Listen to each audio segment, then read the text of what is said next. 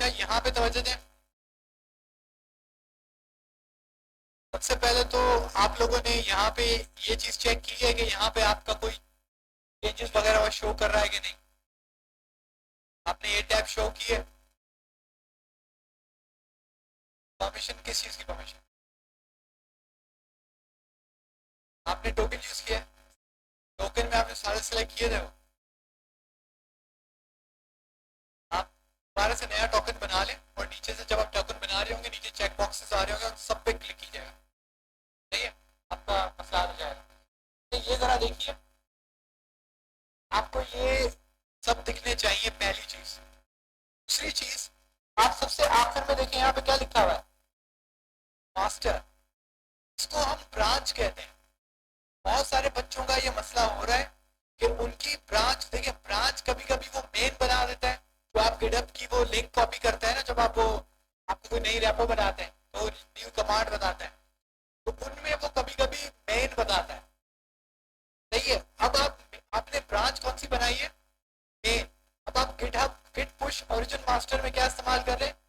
Master. तो master जब वो पुश करेगा तो आपको क्या एरर देगा कि this branch is not available. लेकिन वो उसकी जगह कहता है SRC ref is not available. तो बच्चे कंफ्यूज हो जाते हैं कि ये क्या बोल रहा है। तो वो बेसिकली आपको ये बताना चाह रहा है कि जो आपकी लिंक है, बेसिकली जो आप मास्टर पे भेजना चाह रहे हैं, तो मास्टर ब्रांच तो है ही नहीं, तो मैं कहाँ भेजूं? इसको चेक करने का सबसे आसान तरीका है कि अपने गिटहब के प्रोजेक्ट को केस कोड में खोलें और सबसे नीचे देखिए वो यहाँ पे क्या प्रिंट करता है। अगर वो मास्टर प्रिंट करता है तो आपकी कमांड क्या होगी? Git push origin master. अगर यहाँ पे मेन लिखा हुआ आता है तो आप क्या, आपकी ब्रांच क्या होगी? Git push origin main.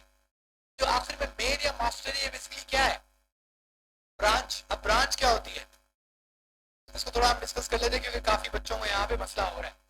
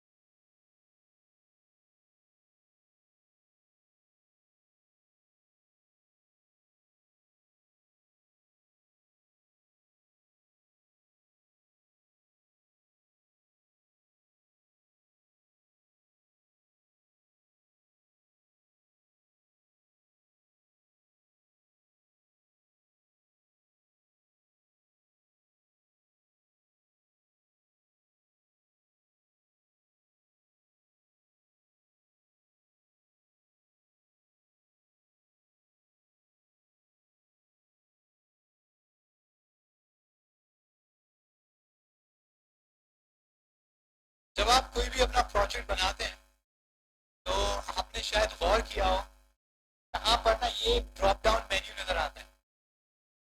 सही है, इस ड्रॉप डाउन मेन्यू को जब आप क्लिक करेंगे तो आपको वो क्या शो कर रहा होता है? ब्रांचेस। और ब्रांचेस के अंदर किसी किसी की आ रही होगी मेन, किसी किसी की आ रही होगी मास्टर। ये ब्रांचेस क्या है?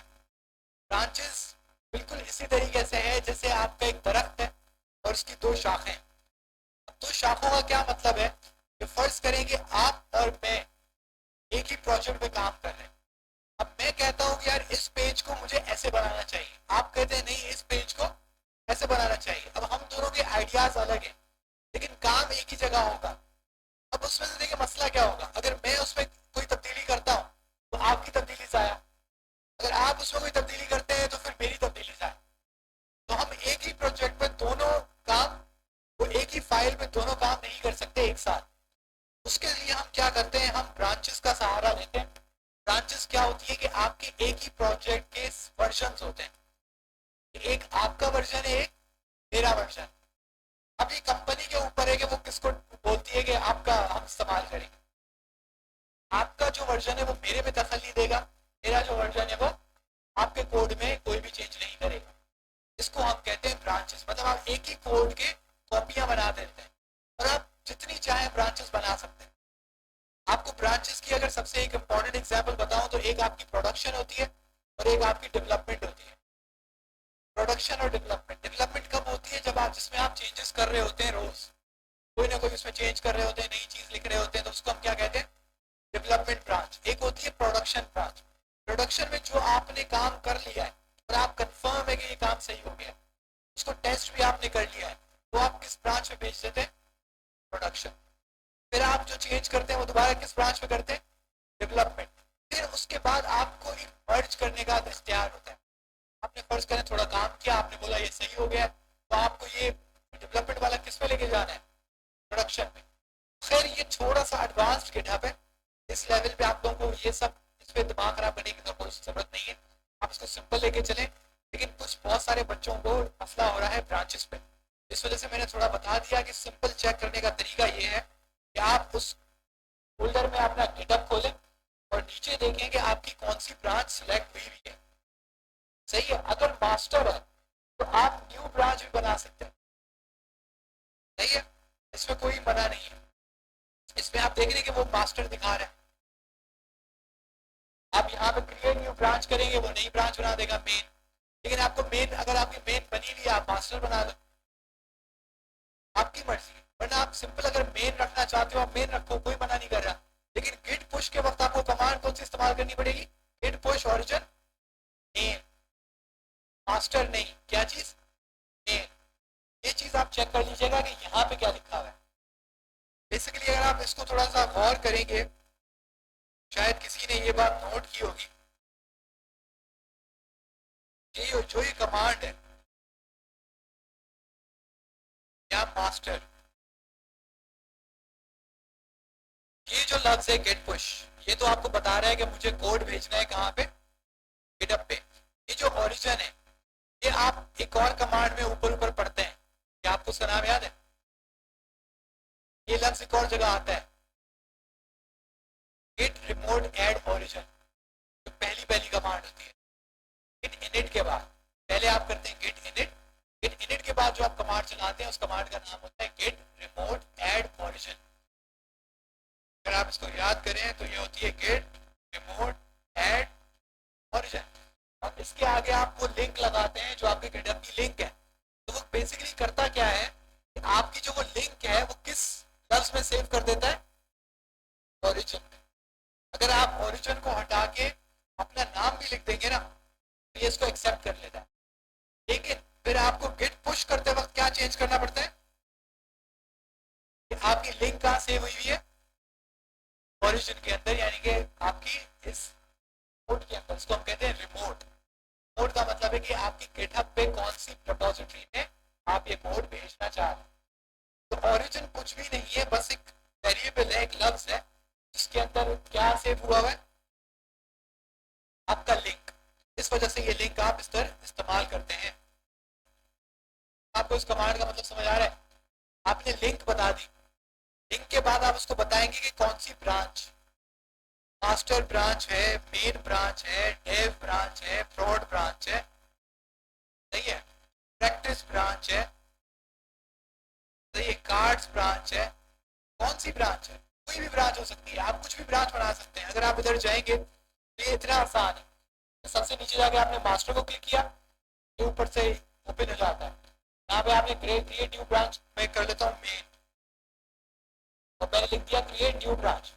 आपने ब्रेन न्यू ब्रांच किया तो नीचे देखें वो क्या लिख दिया उसने? मेन। अब मैं किस ब्रांच में खड़ा हूँ? मेन के अंदर। अब मेन में कोई भी चीज अभी सेव नहीं होगी क्योंकि मेन मैंने अभी अभी बनाई है। इसका एग्जाम्पल मैं आपको अभी दिखाता हूँ।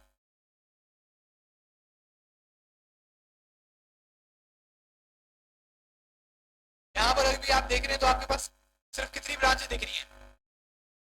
मास्टर एक। उसकी वजह क्या है कि अभी तक आपने मेन पे कुछ भी भेजा नहीं है, तो अभी तक गिटहब को नहीं पता कि आपने एक और ब्रांच बना ली है, लेकिन आपके केस कोड में वो ब्रांच आ गई है। सही है, तो आप क्या कर सकते हैं, यहाँ पे सर कुछ भी कर लें और मेन आप कमिट करिए आपने, और आपने ये देखें पब्लिश ब्रांच दिखा रहे हैं। तो पब्लिश ब्रांच हमेशा तब दिखाता है जब आप पहली दफा कोड पुश कर रहे होते हैं। हालांकि देखिए ये रिपोजिटरी मैंने बहुत पहले बनाई, लेकिन आपको इस तरीके से महसूस करा रहा है कि ये काम आप पहली दफा कर रहे हैं। क्यों? क्योंकि आपने एक बिल्कुल न्यू ब्रांच बनाई है। अभी आप पब्लिश ब्रांच करेंगे तो आपका सारा कोड कहाँ भेज रहा है? मेन पर। ठीक है, ये चला गया। अभी हम आगे इसको रिफ्रेश करेंगे।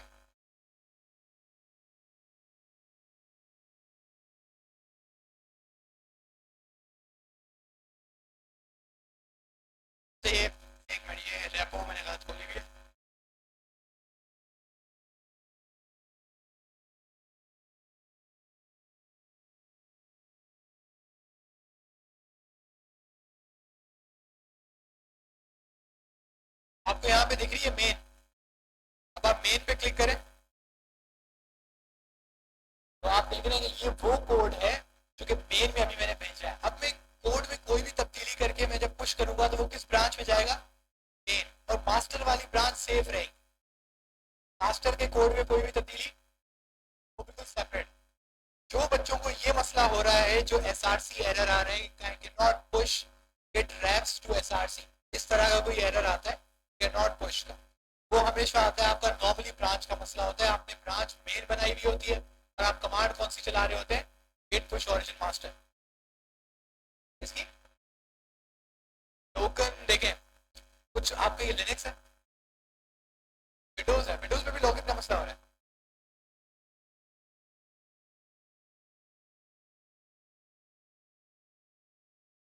किसी और को गिटहब पे लॉगिन होने का इशू हो रहा है क्या?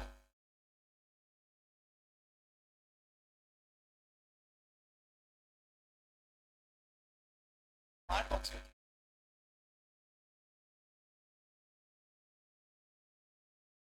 देखिए जो लिनक्स वगैरह है उसके अंदर तो हमको टोकन ही बनाते हैं, टोकन बनाना हमने सीखा भी था, लेकिन सबसे इजी है कि आप सेटिंग्स में जाएं, सेटिंग्स में जाके सबसे आखिर में जाएं, आपके पास मिलेगी डेवलपर सेटिंग्स, आप डेवलपर सेटिंग्स में जाएं, इसमें आपको मिलता है पर्सनल एक्सेस टोकन, आप इसमें जाएं। अब यहाँ पे आपने किया जनरेट न्यू टोकन, मैंने पहले सुफा टोकन बनाया था आप लोगों के लिए, मैंने जनरेट न्यू टोकन पे क्लिक किया। जनरेट न्यू टोकन में आप इसका कुछ भी नाम देते हैं, सुफा टोकन दे दें, एक्सपायरेशन 30 डेज ही हो। अब मैं कह रहा हूँ कि ये जो है ना, इन सबको आप क्लिक करते जाए, नहीं ये पहले पहले पहले पहले करेंगे, नीचे वाले ऑटोमेटिक हो जाएंगे। जब ये पूरे कंप्लीट हो जाए आपके, आप ये जनरेट टोकन कर दें, तो आपके पास अब ये जो टोकन मिलेगा ये फुल एडमिन पावर वाला टोकन है, मतलब इसके पास पूरी पावर है। आप इसमें कोई भी गिटहब पे कोई कोड भेज भी सकते हैं, बुला भी सकते हैं, प्राइवेट वाली रेपोस आप फैच कर सकते हैं, क्योंकि प्राइवेट जो है ना, तो आपके पास राइट ज़्यादा चाहिए, प्राइवेट आप ऐसे ही अपलोड नहीं कर सकते, तो उसके लिए ये टोकन होता है। आजकल बहुत ज़्यादा यही चलता है और सबसे इजी भी यही, क्योंकि एक दफ़ा आपको अटैच कर देना है। मैंने एक वीडियो में पूरा प्रोसेस दिखाया है किस तरीके से आप यह टोकन अपनी गिटहब के साथ अटैच कर सकते हैं। ये खैर आप लोगों का गिटहब का इशू था, बहुत सिंपल सी चीज़ है। उसके बाद आपको फायरबेस का कुछ बच्चों का मसला हो रहा है।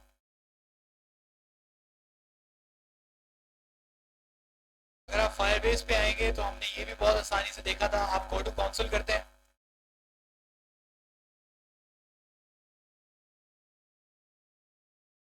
सही है, आपने प्रोजेक्ट बनाया, नहीं उसके बाद डिप्लॉय साइट में आप जाते हैं, तो आपका बेसिकली ये जो डिप्लॉय साइट है ये प्रोजेक्ट बन चुका है। यहाँ पे एक और काम कर सकते हैं, आप एक नया प्रोजेक्ट बना लें, उसको नाम दे दें गिटहब,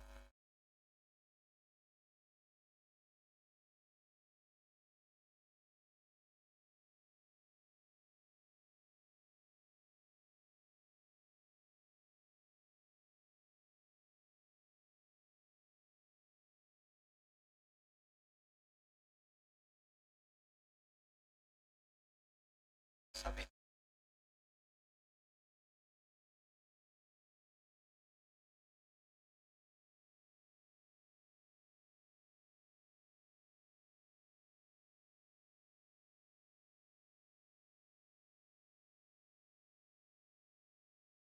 मैंने इस प्रोजेक्ट का नाम रख लिया बड़ी मुश्किल के बाद,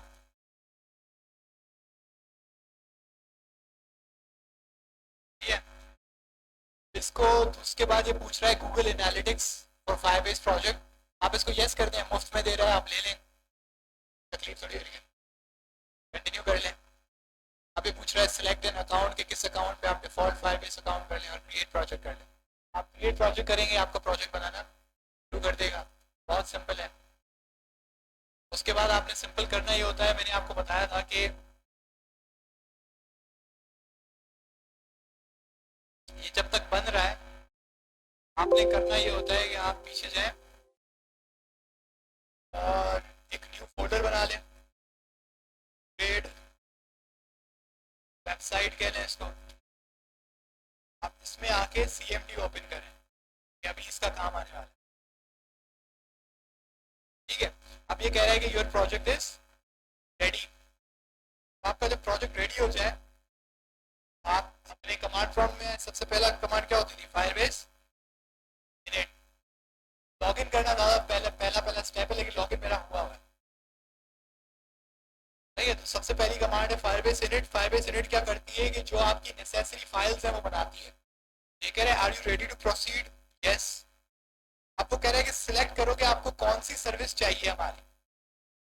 मैं कौन सी सिलेक्ट करूंगा, होस्टिंग, लेकिन configure files for Firebase hosting वाली। स्पेस बार दबाया मैंने, इधर ग्रीन स्टार आ गया। ठीक है, तो एंटर दबाऊंगा तो ये मेरा आगे चलाएगा। अब ये मुझसे क्या पूछ रहा है, please select an option use N existing project. हाँ जी, एक्सिस्टिंग यूज करो। अब ये पूछ रहा है कौन सा प्रोजेक्ट, तो मैं इसको कह रहा हूं जो सुफा प्रोजेक्ट 1 है, जो कि हमने अभी अभी बनाया है। ठीक है, सही है, आपने एंटर दबाया। अब ये कह रहे हैं would you want to use your public directory. आपने इसमें कुछ भी नहीं करना, बल्कि बस क्या प्रेस करना है, एंटर। उसके बाद कह रहा है कि configure as a single page app, rewrite all URLs to index.html। ये आपसे पूछ रहा है कि आपका एंट्री पॉइंट क्या है, पहला पेज आपका कौन सा होना चाहिए। आप इसको कह लें यस, बाय। ठीक है, उसके बाद आप कह रहे set up automatic builds and deploy with GitHub, फिलहाल आप कह लें नो। तो आपकी इनिशियलाइजेशन कंप्लीट है। जब ये इनिशियलाइजेशन कंप्लीट है, आप पीछे आएंगे, आप देखेंगे तो आपके पास कुछ ना कुछ बन गया है। अब आते ही सबसे पहले क्या डिलीट करते हैं, index.html, मेरे किसी काम की नहीं है। अब हम कोई भी फाइल उठा लेते हैं, मैं grid.html उठा लेता हूँ। सही है, पब्लिक में आया, मैंने पेस्ट कर दी grid.html, लेकिन मुझे पता है कि मेरा एंट्री पॉइंट कौन है, index.html। सही है, मेरी एक ही फाइल है, इसी के अंदर मेरी CSS सब कुछ है। अगर आपके पास CSS अलग से फाइलें हैं तो भी आप इसी फोल्डर में थ्रो करते हो। सही है, इसके अलावा आप क्या करते हैं कि अब आप इसको कहते हैं फायरबेस डिप्लॉय, क्योंकि मैंने अपनी फाइलें पेस्ट कर दी और मैंने पुरानी वाली index.html डिलीट कर दी। ये जरूरी है, वरना ऐसा नहीं हो गया आपकी पुरानी वाली index.html पड़ी हुई हो तो वो फिर फायरबेस वेलकम दिखाता है। हाँ, आप इसको रीराइट कर लें। नहीं नहीं, आप दूसरा खोल लें।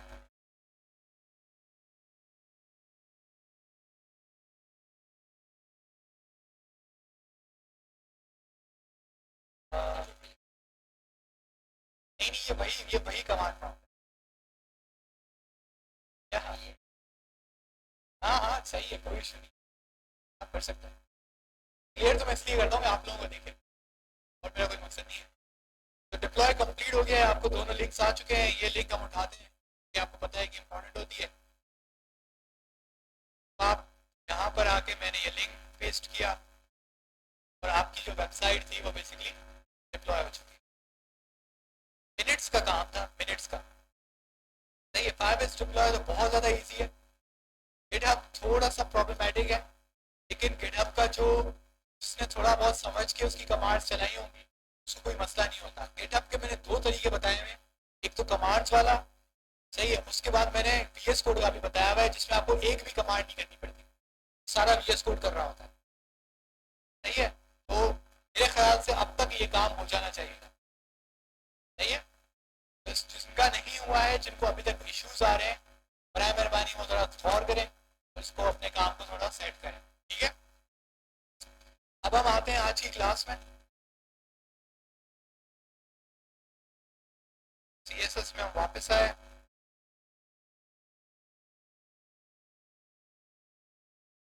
लगे तो आप लोगों का ये, अब मैं ब्रांच चेंज कर रहा हूँ क्योंकि मैं काम किसमें कर रहा हूँ, मास्टर में। तो मैंने मास्टर करी, मास्टर करूंगा ना, देखिए मुझे अब बता रहा है कि ये चेंजेस मेरे पास नहीं है, मास्टर। सही है, हालांकि पिछले वाले में कोई भी चेंजेस नहीं बता रहा था क्योंकि मैंने वो चेंजेस भेज दिए थे। मैं इनको प्लस कर लूंगा, मैं बोलूंगा हाँ यार ये भेज दो।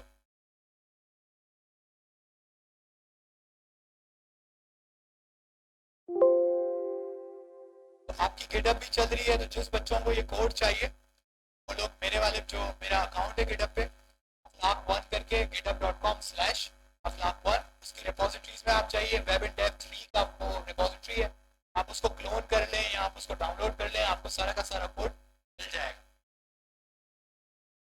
सही है, ये हम बंद करते हैं। अच्छा, हम वापस चलते हैं अपने ग्रेड के वाले काम पे।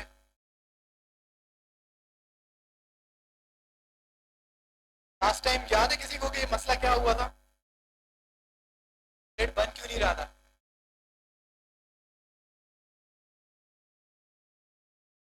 कॉमा लगाए थे, कहाँ पे कॉमा लगाए थे?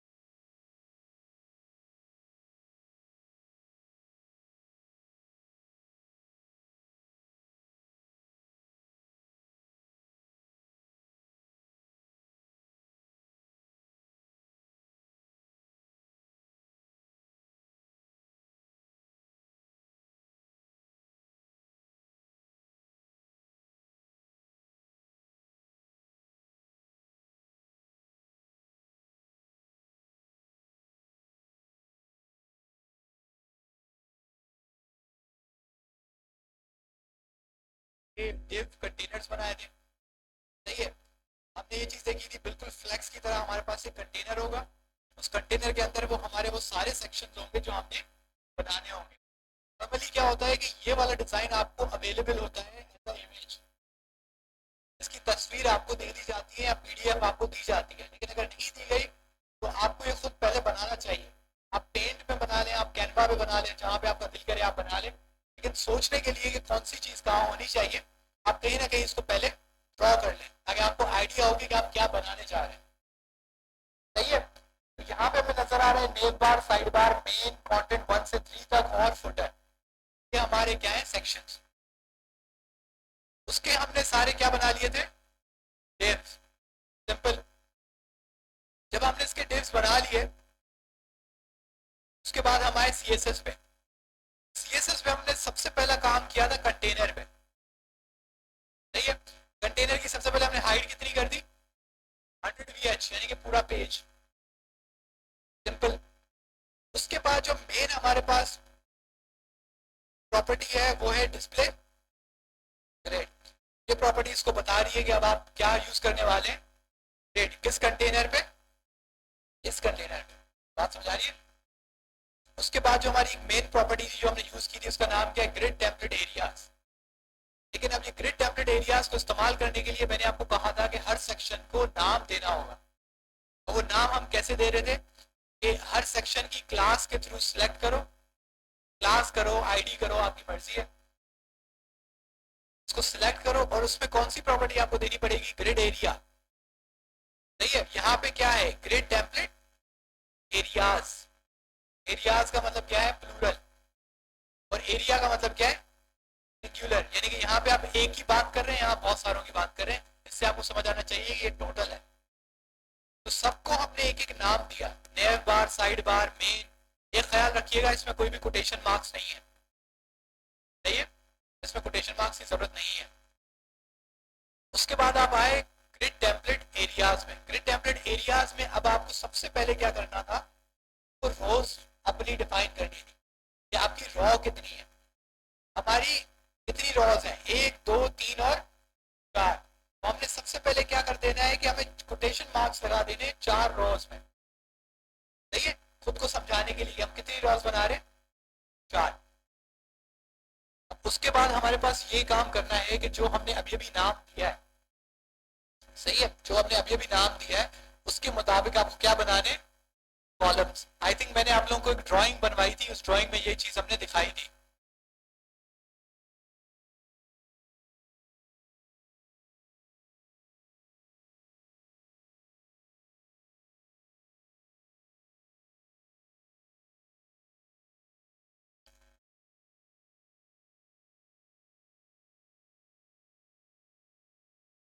सही है, तो ये हमने ड्राइंग लास्ट टाइम बनाई थी। इस ड्राइंग में आपको क्लियरली दिख रहा है कि 1 2 3 4 कॉलम्स हैं और 1 2 3 4 रॉज हैं। जब 4 कॉलम्स हैं तो मैंने नए बार कितनी बार लिखा है, 4 बार। अब इसी तरीके से साइड बार फिर 3 दफा मेन, क्यों, क्योंकि ये साइड बार और 3 कॉलम्स में मेन। बात समझ आ रही है? बहुत सिंपल सी चीज है, बहुत लॉजिकल सी चीज है, इसमें आई थिंक इतना कोई रॉकेट साइंस है ही नहीं। लेकिन ये तब तक आपके दिमाग में ये चीज क्लियर नहीं होगी जब तक आप इसको खुद प्रैक्टिस नहीं करते। नहीं है, जब तक आप प्रैक्टिस नहीं करेंगे आपको ये चीज दिमाग में नहीं बैठेगी, पहली चीज। दूसरी चीज पे हम आते हैं कि भाई इसके अलावा हमारे पास 2 और प्रॉपर्टीज थी। आपने ये बता दिया कि कौन सा सेक्शन किस जगह पे होगा। अब आपने ये बताना है कि कॉलम एक कितना थिकनेस का है और रॉ एक कितनी थिकनेस की है। क्योंकि अगर आप यहाँ पे गौर करें तो कॉलम कमोबेश आपका सेम है लेकिन रोज में बहुत फर्क है। तो कॉलम क्योंकि सेम है तो ग्रिड टेम्पलेट कॉलम से मैंने फ्रैक्शंस कितने दिए, 1 1 1 1। अब 1 FR 1 FR 1 FR 1 FR, इसका क्या मतलब है कि सबका रेशियो कितना है, 1 1 1। रेशियो याद है? रेशियो क्या होता है, किसी चीज का पार्ट, किसी चीज का हिस्सा या किसी चीज की डिवीजन, क्या कहलाती है, रेशियो। अब 1/3 यानी कि 1/3, इसका क्या मतलब है कि 3 हिस्सों का एक हिस्सा। 1/4 यानी कि 4 हिस्सों का एक हिस्सा, या 1/4 भी कहते हैं। सही, तो यहाँ पे उसको हम क्या कहते हैं, FR। तो यहाँ पे हम बता रहे हैं 1 FR 1 FR 1 FR। उसके बाद अब आए टेम्पलेट रॉस। अब देखिए ये मैंने अंदाजन दिया है, मुझे पता था कि 0.4 तकरीबन इतना ही बैठेगा। सही है, ये आपकी अपनी हिट एंड ट्रायल है। आप मर्जी से इसको पहले 1 1 1 1 दे दें। सही है, शुरू शुरू में जब मैं खुद सीख रहा था इसको तो मैं ऐसे सीख रहा था कि मैं क्या करता था कि मैं कॉलम्स को भी 1 1 1 दे देता था, उसके बाद रॉस को भी मैं क्या करता था 1 1 1 1। फिर मैं कहता था यार ये वाली जो मेरी पहली रॉ है ये नेव बार की पतली होनी चाहिए, तो उसको 1 से 0.5 पे ले आता था, यानी कि 50%। फिर मैं देखता था कि साइज सही है, अगर साइज सही है तो ठीक है, वरना मैं इसको और कम करता था 0.4 0.3 जितना आपका सही बैठे। उसके बाद आपका दूसरी रॉ, फिर तीसरी रॉ और फाइनली आखिरी रॉ। अब ये आपके ऊपर है कि आप इसको कैसे अप्रोच करते हैं। अगर आपको रेशियोज पहले से आपको आइडिया है आप खुद दे दें, अगर आपको आइडिया नहीं है तो आप ये वाला तरीका कर लें कि पहले रॉस में क्या लिखते हैं, 1 FR 1 FR 1 FR। अच्छा, इधर एक और तरीका होता है वैसे ये करने का, शशका है वैसे, अगर आप ये ना भी करें तो कोई मसला नहीं है।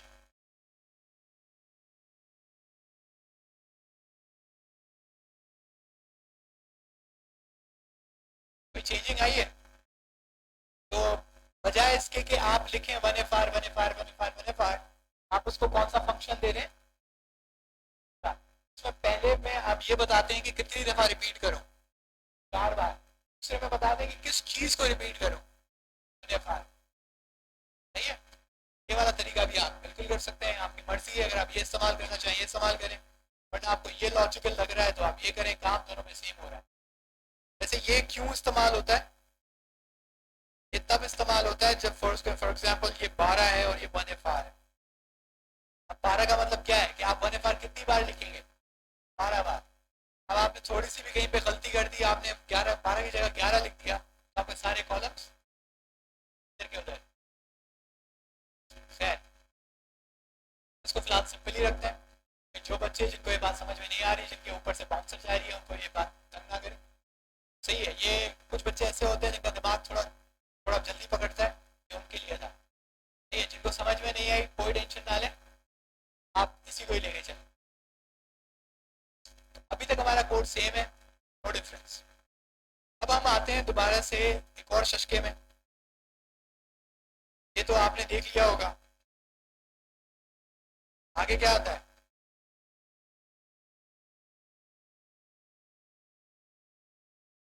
मैक्सिमम विड्थ और मिनिमम विड्थ में क्या फर्क था?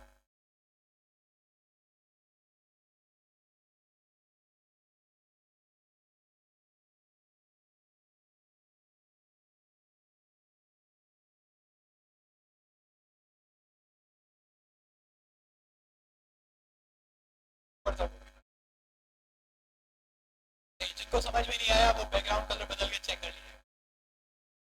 ठीक है, चलिए याद करने की जरूरत नहीं है, आपकी मर्जी है। आप इसको खुद बैकग्राउंड कलर, जैसे मैंने आपको बताया था, आप बैकग्राउंड कलर सेट करें, इसको खुद आगे पीछे करें, देखिए कौन से पॉइंट पे कैसे चेंजिंग आती है। अगर आपको यही चाहिए था तो आप तब तक का कामयाब, ये नहीं चाहिए था तो मैक्सिमम को क्या करते हैं, मिनिमम। ठीक है, आग चलाने की जरूरत नहीं है जहाँ पे जरूरत ज़्यादा इतनी कोई।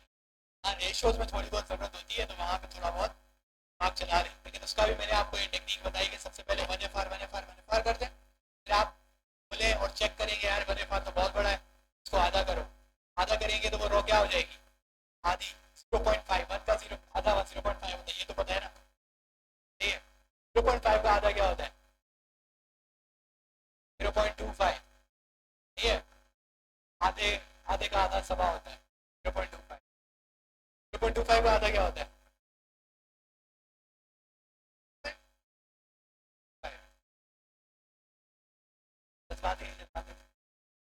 इस तरीके से आप ना खुद उसको मैनेज कर सकते हैं कि जैसे आप इसको हाफ हाफ हाफ, ये एक बहुत नाइव अप्रोच कहलाती है, लेकिन हिट एंड ट्रायल मेथड में सबसे कामयाब यही है। आप फिजिक्स से कुछ कॉन्सेप्ट पढ़ेंगे तो बहुत बड़े बड़े प्रॉब्लम जो है हिट एंड ट्रायल मेथड से सॉल्व हुए हैं, तो ये भी एक बहुत बेहतरीन अप्रोच है। तो आगे चलते हैं। अब मैंने ये चीज़ क्यों बनाई है, media only screen and maximum width, कुछ बच्चों को समझ आ गया होगा अब तक, कुछ बच्चों को नहीं समझ आ गया होगा, तो उनके लिए हम करते हैं आगे। तो बेसिकली हम करना ये चाहते हैं कि ये जो डिज़ाइन है ये किसके लिए है, ये लैपटॉप स्क्रीन के लिए, बड़ी स्क्रीन के लिए, लेकिन मैं चाहता हूँ कि मोबाइल स्क्रीन के लिए अलग हो। हालांकि अगर आप इसको देखेंगे तो ये रिस्पॉन्सिव होगा, तो ग्रिड बाय डिफॉल्ट क्या है, रिस्पॉन्सिव है। सही है, ग्रिड बाय डिफॉल्ट रिस्पॉन्सिव है, लेकिन उसके बावजूद मैं क्या चाहता हूँ कि मैं लैपटॉप के लिए अलग ग्रिड बनाऊँ और अपने मोबाइल के लिए अलग ग्रिड बनाऊँ। नहीं, एवं ही दिल चाह रहा है। तो हम क्या करेंगे, हम आएंगे कंटेनर में, क्योंकि असल फटा वही हो रहा है। कंटेनर पे आए, कंटेनर पे आके हमने डिफाइन की कौन सी प्रॉपर्टी, सबसे पहले इन तीनों को उठा लेते हैं। सही है, और इसके अंदर पेस्ट कर देते हैं। कोई मसला? अब जरा इसको थोड़ा हम सोचते हैं कि इसको हम कर कैसे सकते हैं, इसको मोबाइल स्क्रीन में ट्रांसफॉर्म कैसे कर सकते हैं। अब मोबाइल स्क्रीन जो नॉर्मली होती है ना, वो 1 एलिमेंट एट अ टाइम होता है। अगर आपने कभी फील किया हो तो कभी भी 2 एलिमेंट साइड बाय साइड नहीं आते, हमेशा 1 एलिमेंट एट अ टाइम, क्योंकि आपके पास जो सबसे आपके पास इजी तरीका होता है वो होता है स्क्रॉल। आपका जो थंब है वो राइट और लेफ्ट ज्यादा वो मूव नहीं करता, लेकिन वो अप एंड डाउन बहुत इजीली मूव करता है। इस वजह से जो मोबाइल का जितना भी डिस्प्ले होगा आप नोट कीजिएगा, वो कभी भी राइट एंड लेफ्ट नहीं होते, वो हमेशा स्क्रॉल पे सेट किए हुए होते हैं, क्योंकि आपका थंब इस तरीके से सेट होता है कि आप स्क्रॉल बड़े आराम से कर लेते हैं, और अब आपको आदत है, ये चीज़ महसूस नहीं कर रहे होंगे, लेकिन आप ये काम यही कर रहे हैं। आप यूट्यूब चला रहे हैं, आप फेसबुक चला रहे हैं, आपके जो थंब है वो ऐसे स्क्रॉल करता है। तो इस वजह से जो आप कोई वेबसाइट बना रहे हैं तो उसमें आप क्या दें, स्क्रॉल। स्क्रॉल का मतलब है कि 1 एलिमेंट एट अ टाइम, यानी कि नेव बार तो एक ही है, इधर कोई फटा नहीं है, इधर कोई मसला नहीं है। नेव बार के बाद हम आए तो मसला आ गया, क्यों? क्योंकि एक तरफ साइड बार है और एक तरफ मेन है। अब मुझे रखना है एक है, एक रख सकता हूँ मैं, दोनों नहीं रख सकता, तो मैं मेन रखूँ या साइड बार रखूँ? साइड बार आएगा, मेन आएगा? कभी देखा है कि साइड बार आपने मेन के बाद,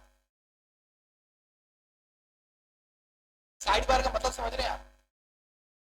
अमेजॉन वेबसाइट खोली है किसी ने? अमेजॉन के ऊपर एक तो नेविगेशन बार होता है और एक साइड में साइड बार होता है जिसके अंदर आपकी कैटेगरीज होती हैं। आप कभी ऐसी वेबसाइट्स पे टेस्को है, वेट्रोज है और कौन सी सेंसब्यूरी है, इस तरह की जो ई कॉमर्स वेबसाइट्स है ना, इंटरनेशनल, पाकिस्तानी नहीं, इंटरनेशनल की बात करूँ जिसमें मैंने ये चीज़ देखी है। दराज का मैंने ज़्यादा मोबाइल नहीं देखा, लैपटॉप में ज़्यादा देखा। उस पर अगर आप इसको नोट करेंगे तो आपको दिखेगा कि सबसे पहले नेविगेशन आता है। अगर आप इसको मोबाइल में चेक करेंगे तो उसका जो साइड बार है, यानी कि कैटेगरी वाला बार है कि आपको टॉयज कैटेगरी में जाना है, आपको मेंस वेयर में जाना है, जो भी आपको फैशन में जाना है, वो हमेशा नेविगेशन के ठीक बाद आता है। साइड बार की जो प्रायोरिटी है वो नंबर 2 होती है हमेशा। तीसरे नंबर पे किसकी प्रायोरिटी है? मेन की। अब आप मतलब समझ रहे हैं कि सबसे पहले तो एक बात समझ आ रही है कि कॉलम कितने होंगे? एक ही कॉलम होगा, तो सब मुझे किस एक ही लाइन में चाहिए। नहीं है ये बात समझ रहे हैं आप? अभी थोड़ा बनने लगेगा, थोड़ा दिमाग चलेगा, अगर नहीं दिमाग चल रहा तो नो टेंशन। नहीं है ये किसका था? पहली रॉ किसकी थी?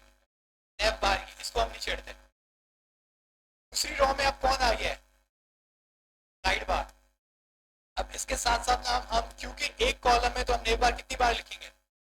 एक बार। इसको भी मूव करते चलते हैं। अब नेव बार की थिकनेस मैंने कितनी सेट की है? 0.4 FR। परफेक्ट, इतनी रहे, मुझे कोई टेंशन नहीं है। लेकिन सेकंड रॉ में क्या रखना चाह रहा हूं? सिर्फ साइड बार। साइड बार आया, लेकिन साइड बार की मैं थिकनेस कितनी सेट करना चाहता हूँ?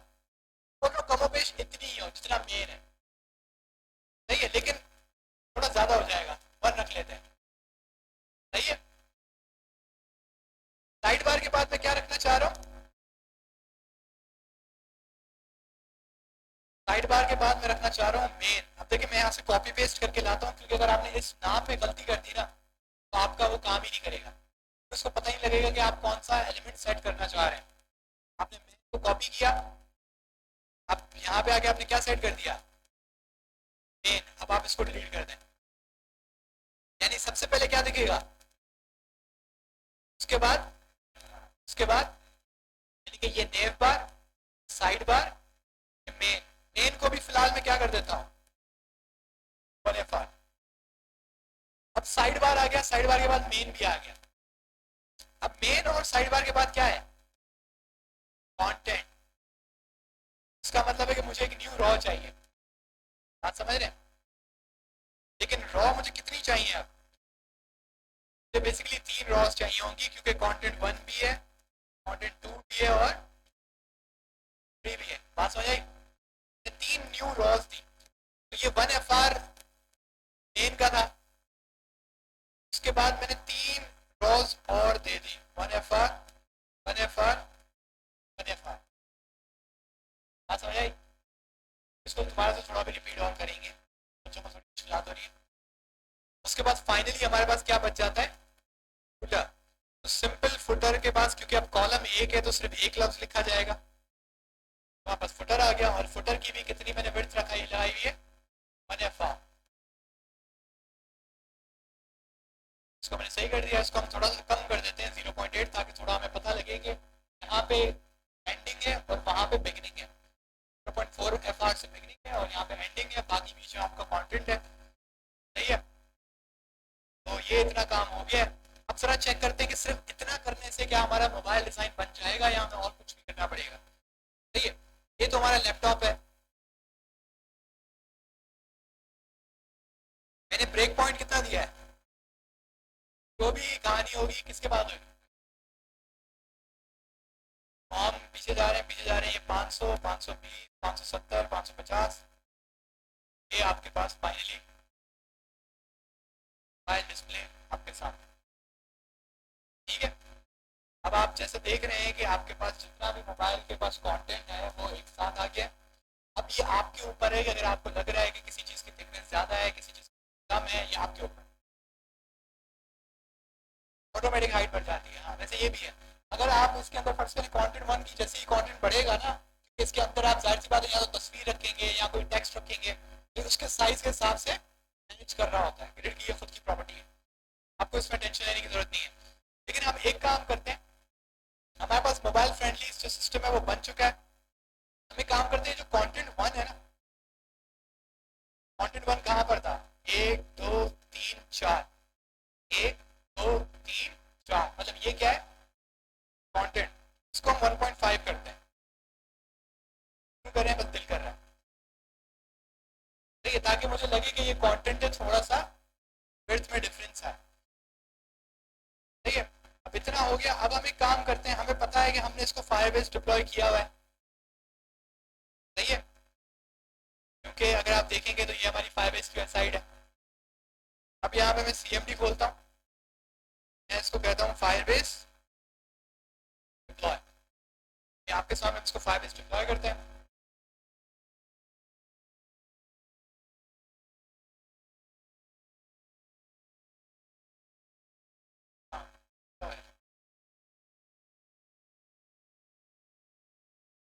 आपने देखा कि हमने मीडिया प्रॉपर्टी इस्तेमाल की और थोड़ी सी चीजें चेंज की, आपका लैपटॉप डिजाइन से किस में कन्वर्ट हो गया, मोबाइल डिजाइन में, सारा का सारा लेआउट, आपने कुछ भी नहीं किया। तो यही आपकी ग्रिड की स्पेशलिटी है।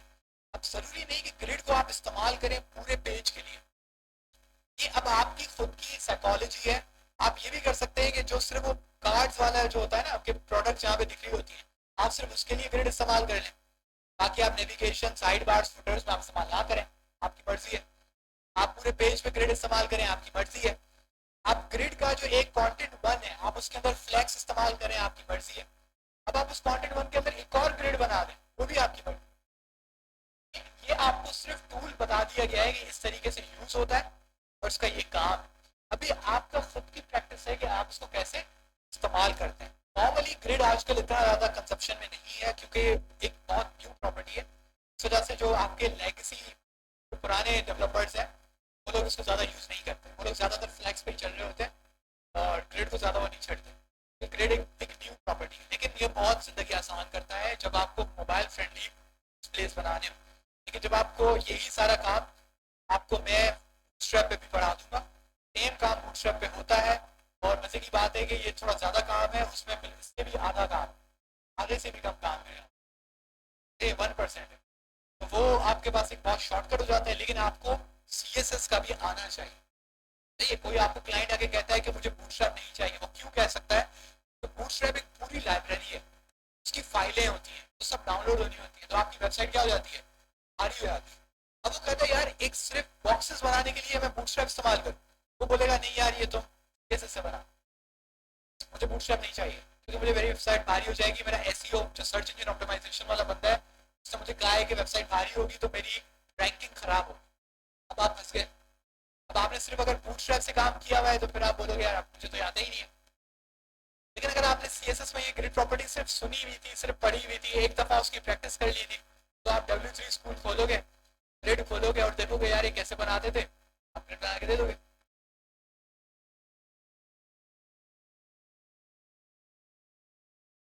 ये कोई नहीं, टेक्स्ट सेंटर से नहीं होता।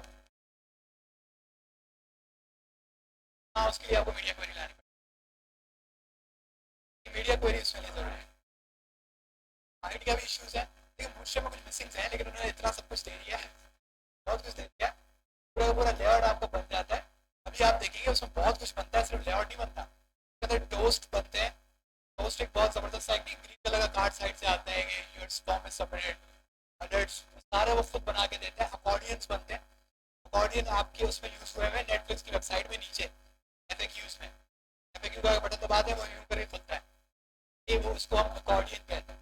पूरा जो अकॉर्डियन है ये बूटस्ट्रैप आपको बना बनाया देता है, बूटस्ट्रैप आपको पूरी की पूरी नेविगेशन बार दे देता है रिस्पॉन्सिव, आप उसको अपनी तरफ से बदल दें, कलर्स बदल दें, आपकी मर्जी।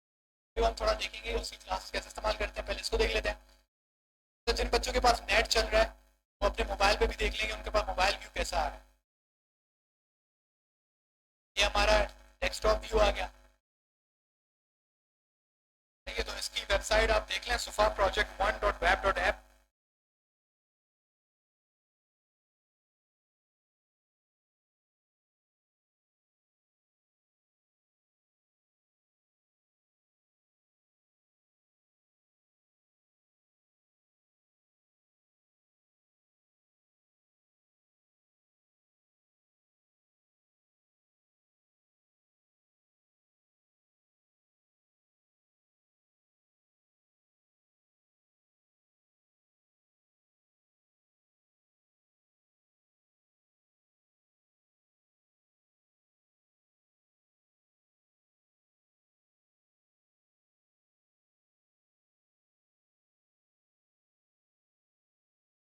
सर्च कर रहे हैं भाई, लिंक सर्च करो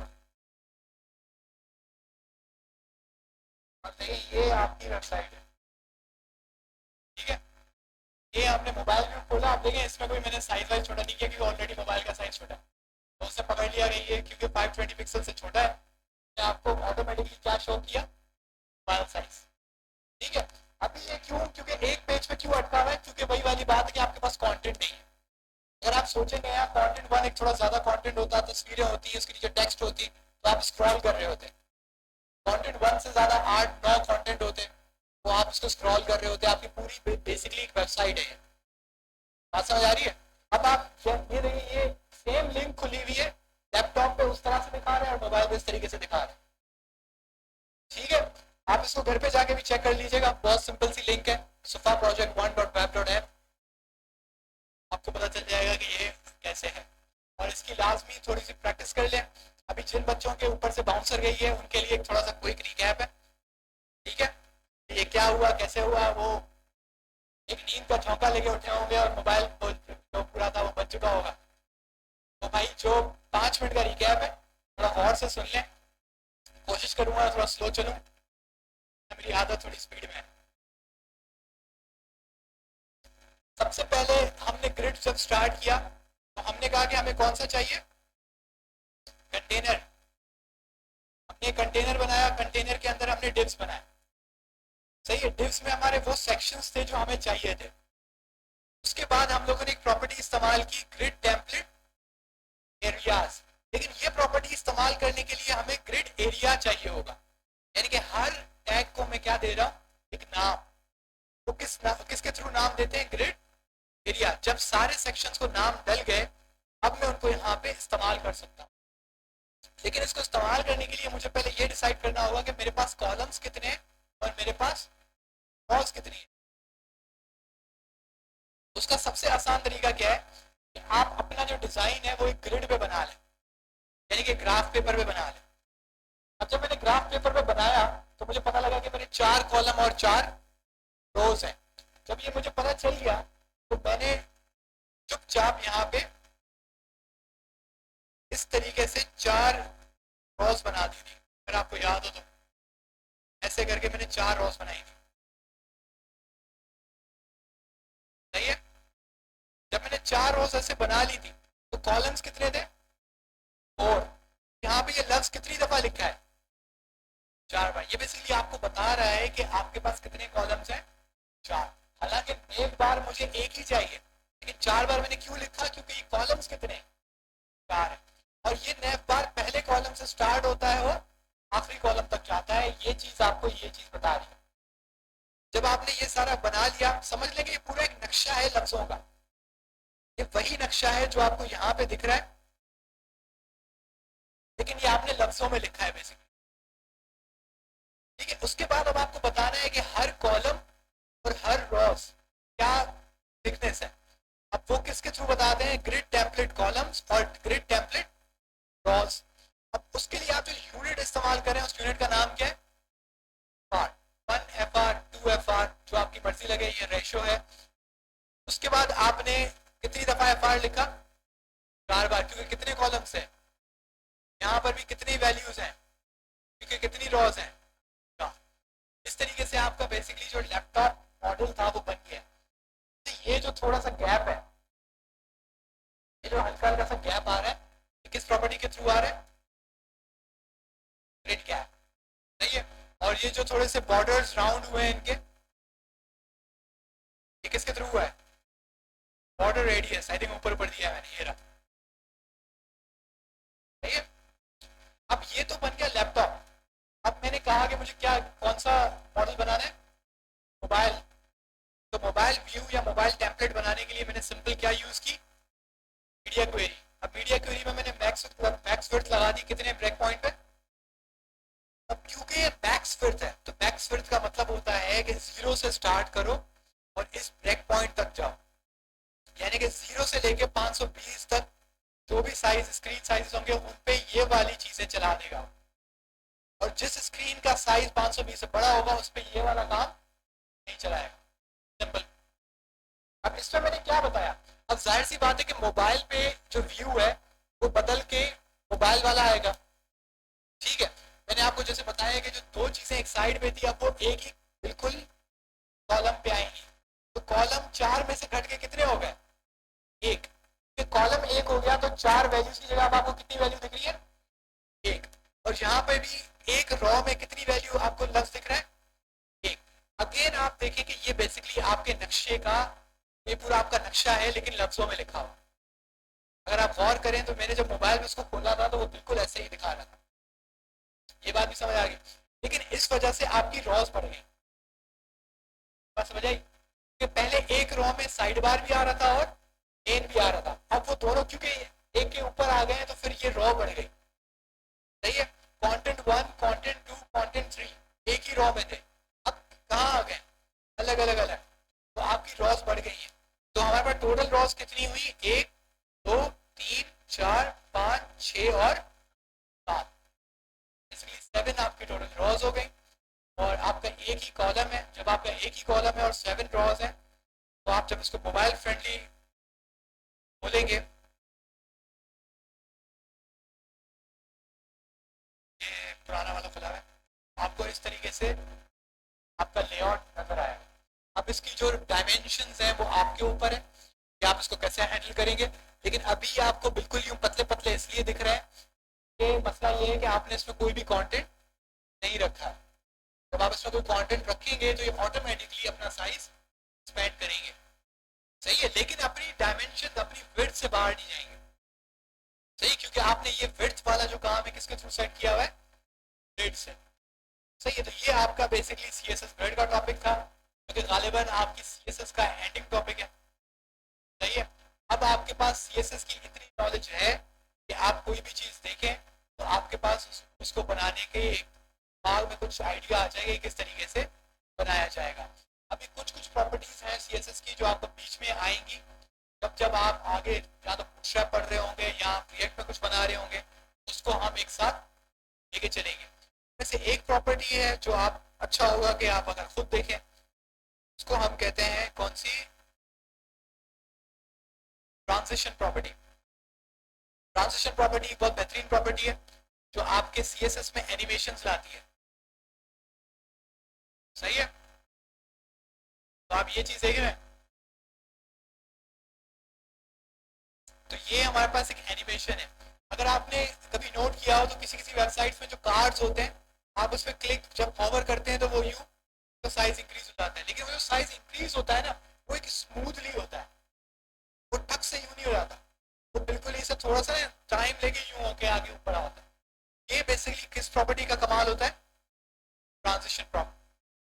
ट्रांजिशन प्रॉपर्टी में आप उसको ये बताते हैं कि आपको किस चीज पे वो ट्रांजिशन लगानी है और उसके बाद ड्यूरेशन में आप उसको बता देंगे कितने टाइम पे। जैसे एक पे भी हो सकता है ये दोनों काम, आप सिर्फ ट्रांजिशन लिखेंगे तो दोनों में एक ही काम हो जाता है।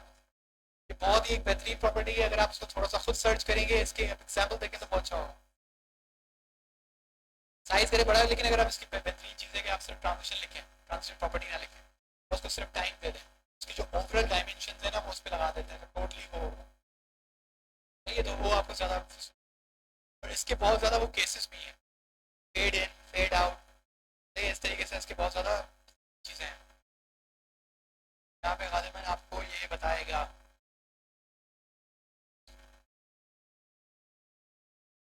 ट्रांजिशन।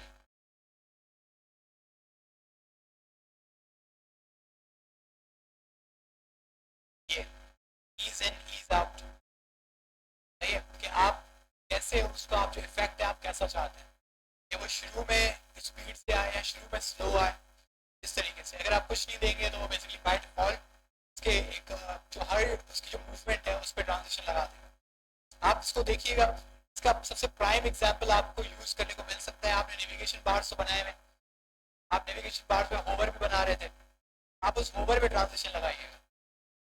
सही है, जब आप उस पर क्लिक करें ना उसका कलर अचानक से वो ठक करके चेंज ना हो, लेकिन वो हल्का सा ट्रांजिशन हो, बिल्कुल स्मूथ लगे, लेकिन उसको ज्यादा टाइम मत दीजिएगा, वो बिल्कुल यूं करेगा।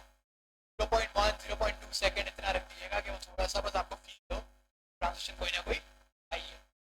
इसके अलावा आप किसी बॉक्स पे भी दे सकते हैं, आप डिव बनाए उसके ऊपर आप उसकी विड्थ और हाइट जो है ना वो होवर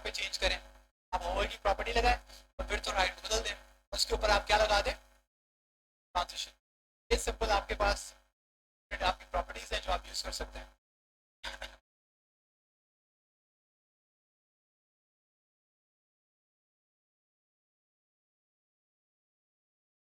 आई थिंक आज की क्लास को हम लोग इतना रखते हैं. आप कल थोड़ा ग्रिड का थोड़ा तैयारी करके आइएगा. कल हम लोग बूटस्ट्रैप की तरफ मूव करेंगे. हम बूटस्ट्रैप इंपोर्ट करेंगे अपने प्रोजेक्ट में और उसके जो डिफरेंट फीचर्स हैं सबसे पहले उनको थोड़ा देखेंगे. उनमें जैसे ये मिनिमम विड्थ और मैक्सिमम विड्थ वाला एक फीचर है जो कि आप सीएसएस में यूज कर रहे थे, तो वहाँ पर है ब्रेक पॉइंट्स. हम देखेंगे कि वहाँ पे ब्रेक पॉइंट कैसे रिएक्ट करता है. उसके अलावा कल हम हो सकता है कि हम लोग नेविगेशन बार बना लें थ्रू बूटस्ट्रैप. नेविगेशन बार अगर आप उसमें डायरेक्ट बूटस्ट्रैप से उठाएंगे तो आपका दिमाग घूम जाएगा क्योंकि उसके अंदर इतना बड़ा एक कोड है इसका. इसको हम थोड़ा ब्रेक डाउन करेंगे. हम थोड़ा वन बाय वन देखेंगे कि कौन सा टैग कौन सी प्रॉपर्टी क्या कर रही है. सही है.